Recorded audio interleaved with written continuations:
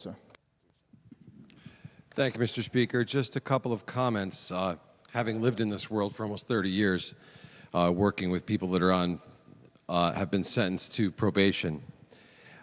I've heard it said today, there's 8 pretrial programs that are available to an offender before they're convicted of a crime. Some of those you can even get more than once.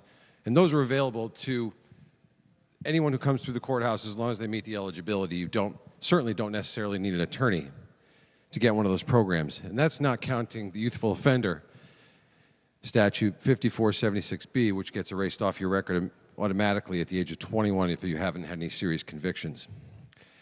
I have concerns with, so it's 10 years for a felony from the conviction date.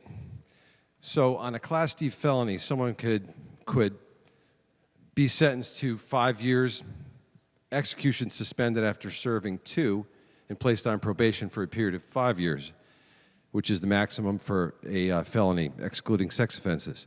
So if that person serves 2 years in jail, then 5 years probation, that puts 7 years from the date of conviction. But say they have a technical violation and they get returned to court, then the probation time stops and they can continue to, the court case can be continued for a year, 2 years, and then they finish their probation period. They could technically be finishing their felony probation period and have it expunged as they walk out the door. Not sure if the victims would be too keen on that. And it is 7 years for misdemeanor, as we've heard today. As part of the pardon process, when someone gets sentenced to probation or goes through the court, they're immediately handed all the instructions on how to get a pardon. And it's gone over in detail on how they can get a pardon and the help that's available to them.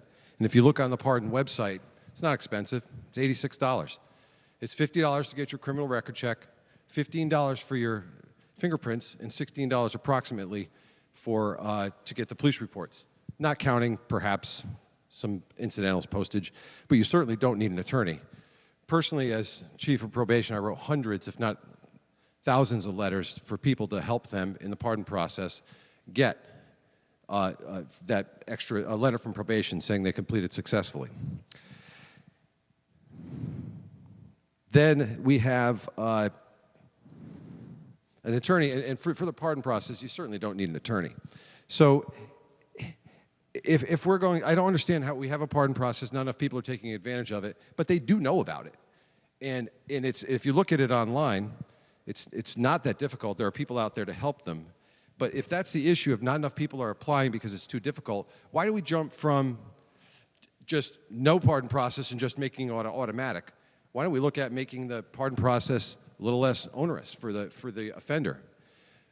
As it is, the ones who apply, the statistics I'm looking at, my good representative to my right was correct. It shows about 80% are successful.